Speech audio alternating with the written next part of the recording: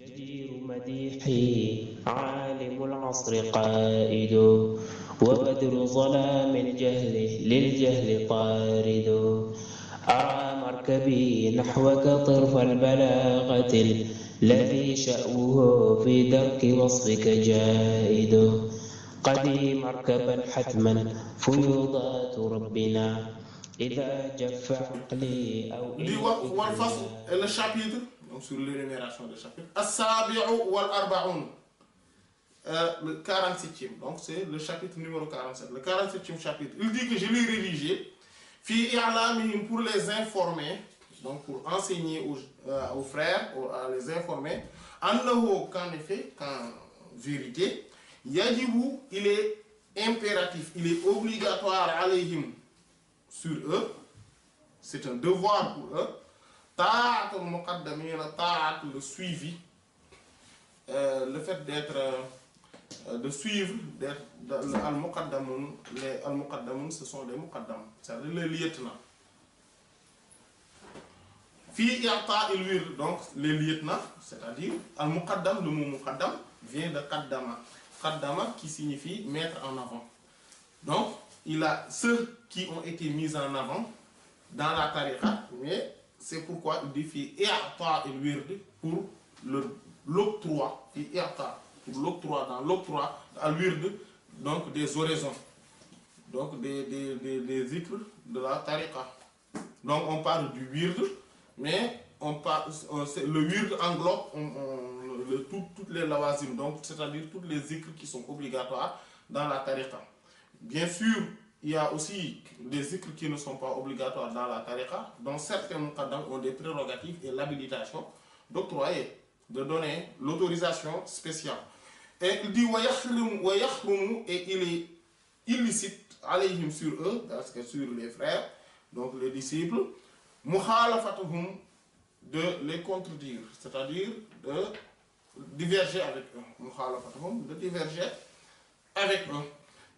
Dans ce chapitre, Cheikh Hadj Omar donc met en évidence un aspect extrêmement important, c'est-à-dire que le muqaddam, au moment où, étant donné qu'il est mis en avant, donc c'est le mot, il est élu, ou bien il est sélectionné lieutenant dans cette voie, il a des droits, étant un des héritiers de Cheikh Ahmed Tidjani radiyallahu ta'ala, donc du prophète sallallahu alayhi wa sallam. Et à ce titre, il mérite un respect et un suivi.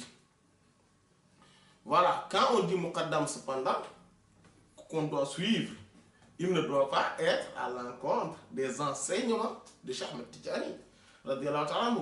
Parce que Cheikh Ahmed Tidjani radiyallahu ta'ala, ou si vous voulez, on dit le prophète sallallahu alayhi wa sallam, est l'origine, al-asl. Donc il est l'origine, il est le fondement. Donc on ne peut pas suivre ce qu'on appelle al-fara, c'est-à-dire la ramification ou les branches, pour détruire la racine, le fondement. Ce n'est même pas logique. Donc on ne peut pas suivre un muqaddam qui va à l'encontre de quoi?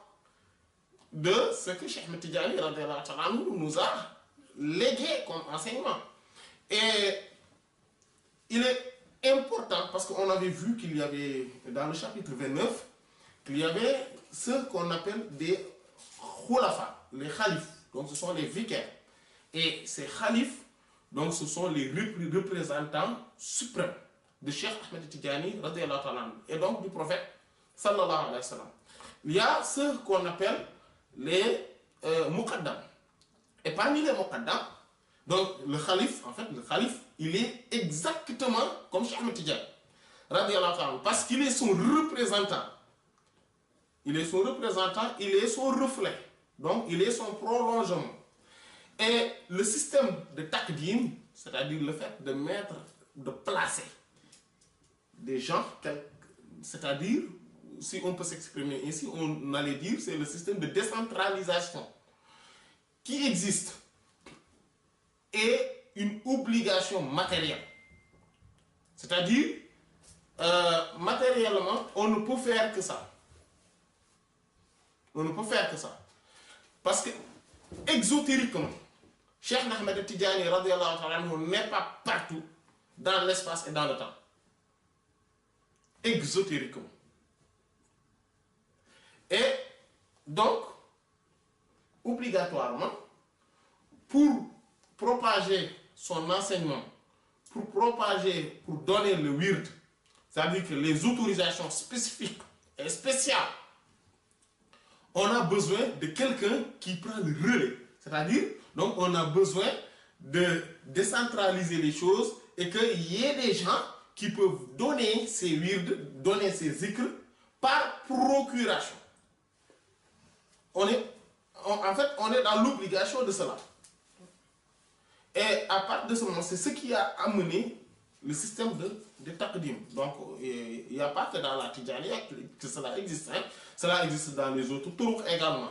Mais c'est juste pour dire que c'est ça, il faudrait qu'on comprenne cet aspect-là. Ce qui a amené le système de taqdim. Cependant, la différence entre Cheikh Tidjani dans cette tariqa et les autres, c'est que Cheikh Tidjani est le seul maître. Et le seul et unique maître, il n'y en a pas deux. Tous les autres, Muqaddam ou Khalif, ne sont que des représentants. Donc, par procuration, ils donnent ce que Cheikh Tidjani donne à ses disciples, mais qu'exotériquement. C'est juste un aspect extérieur. Et c'est Cheikh Tidjani qui s'occupe ésotériquement de l'éducation spirituelle. Voilà. Donc c'est ça qui différencie si c'est dans cette tariqa, c'est ça la spécificité. Et donc,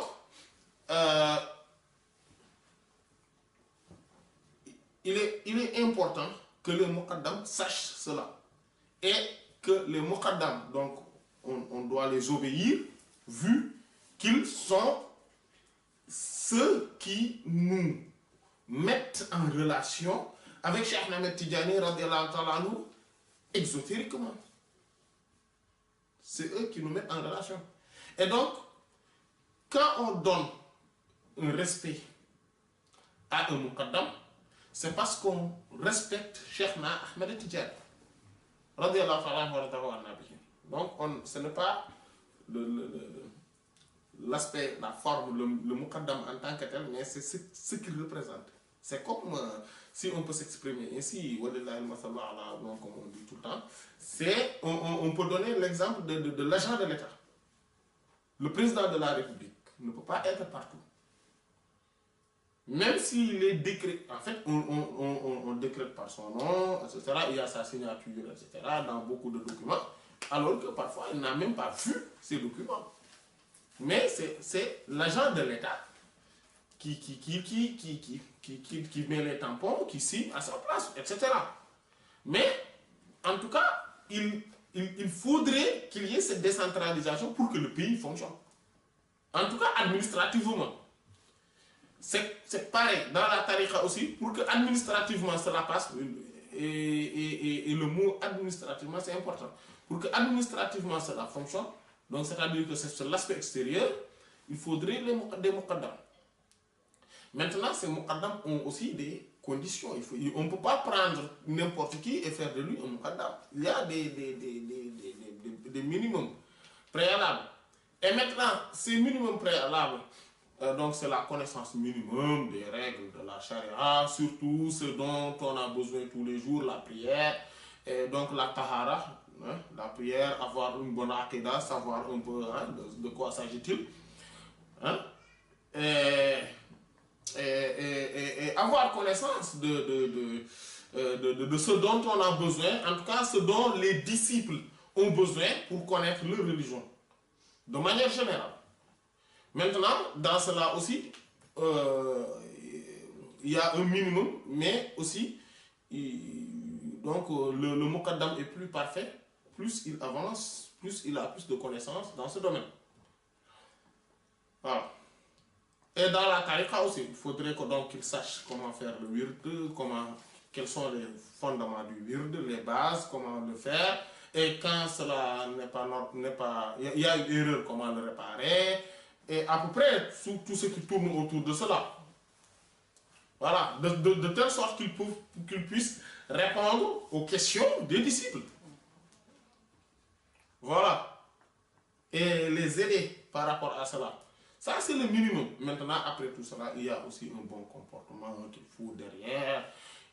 Quelqu'un de sociable, voilà. Il ne faudrait pas qu'il soit quelqu'un de méchant, de nerveux, de pas gentil, hein, etc. Il faut quand même qu'il essaie d'avoir un minimum de bon comportement. Voilà. Et là, maintenant, après, et sur ce point-là, tous ceux qui ont ces qualités pourraient être nommés Muqaddam sans problème. Ce n'est pas quelque chose, ce n'est pas en fait une sanctification. Le Muqaddam, le titre de Muqaddam n'est pas quelque chose, une sanctification. Hein? Ce n'est pas, voilà, c'est ce dont on vient de dire. Donc, il est là pour donner, pour représenter Cheikh Ahmed Tidiane et donner les écrits exotériques et les ismes. Et maintenant, il y a donc des muqaddam qui sont restreints, on les appelle muqaddam muqayyad, et des muqaddam dont leur autorisation est plutôt plus large ou absolue, de manière générale, en tout cas illimitée.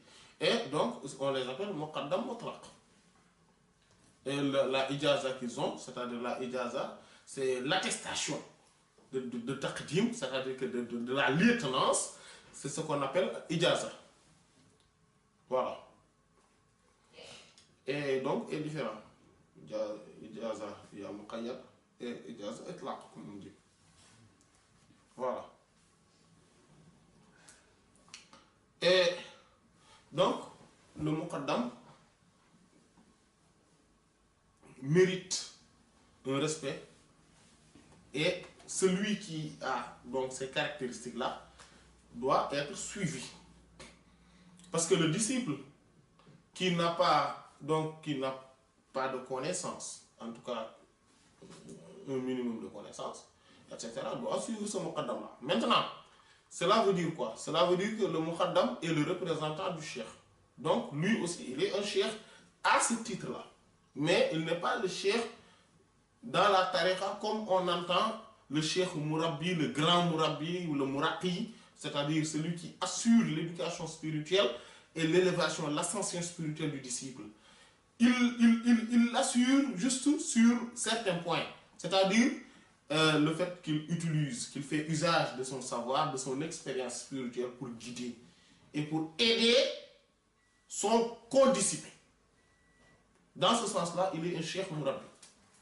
Et ça suppose que lui-même ait cette connaissance et ce niveau spirituel pour pouvoir aider, assister, etc. Ce n'est que dans ce sens qu'on dit que voilà, c'est lui le cheikh. Donc, quelqu'un peut dire que j'ai un cheikh, etc. Il s'appelle Tal, dans la tariqa, mais dans ce sens-là, parce que c'est le second disciple qui nous aide et qui comprend mieux que nous les voies en tout cas les enseignements de cette tariqa, les préceptes, les principes, les subtilités, hein, les réalités dans cette voie. Il le connaît mieux que nous, et donc on peut dire qu'il est notre cheikh dans ce sens-là, parce qu'il nous aide par rapport à cela. Mais le muqaddam doit faire extrêmement attention. Il ne doit pas se considérer comme étant le cheikh des disciples. Parce que celui qui le fait risque de se comporter comme étant le cheikh. Donc, si Allah subhanahu wa ta'ala ne lui accorde pas une miséricorde spécifique, il risque de se lever, de se soulever, de se comporter comme étant, d'avoir un comportement orgueilleux vis-à-vis de ses disciples. Et à partir de ce moment-là, il risque lui-même d'être rompu de cette tariqa. Parce qu'il y a une réalité que beaucoup ne comprennent pas. Les gens comprennent que effectivement, le fait de manquer le respect, de ne pas suivre, de dénigrer, de contester, d'avoir un mauvais comportement par rapport au muqaddam est une chose susceptible de rompre, de rompre le lien entre le disciple et la tariqa. Cela, beaucoup le savent. Mais ce que beaucoup ne savent pas, c'est le contraire. Si le muqaddam, lui, manque de respect et a un mauvais comportement vis-à-vis du disciple de Cheikh Tidjani, lui aussi, il risque d'être rompu de cette tariqa. Et c'est un aspect important, c'est un point extrêmement important. Voilà. Le muqaddam doit voir les disciples comme étant, en disant que ce sont les disciples de mon maître. Donc je me comporte. Et que le Cheikh Tidjani, le maître, m'a mis ici pour que je l'explique exotériquement ce qu'il ne peut pas savoir. Parce qu'il n'a pas le niveau spirituel de voir Cheikh Tidjani directement, de discuter avec lui, de lui poser les questions, etc. Donc Cheikh Tidjani m'a mis ici pour que je le représente. Donc il faudrait que je me comporte de la meilleure manière possible.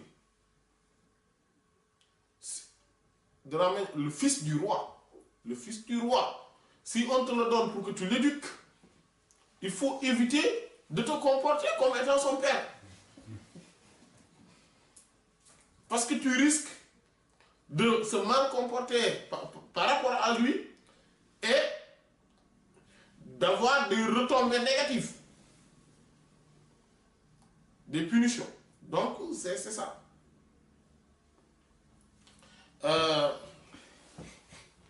Et il faudrait savoir également que chaque muqaddam a en lui, étant un muqaddam, un secret qui lui permet d'assurer cette éducation spirituelle dont on venait de dire. Voilà. Mais dans le sens dont nous avons dit tout à l'heure. ولله وفيض الكتم نورا أحاطكم ويسقيك أنوارا وعمت أماجد وأسراره تسري كليث لفرهد على روحك الأصفى وظلت مكائد